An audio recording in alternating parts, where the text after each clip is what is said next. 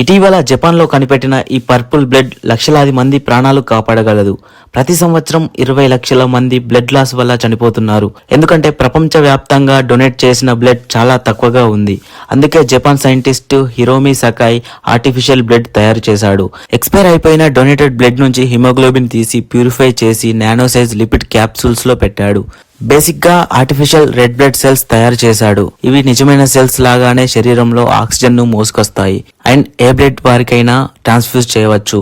కానీ ఇవి నిజమైన బ్లడ్ పూర్తి రిప్లేస్మెంట్ కాదు. ఇవి శరీరంలో కేవలం 8 గంటలు మాత్రమే ఉంటాయి.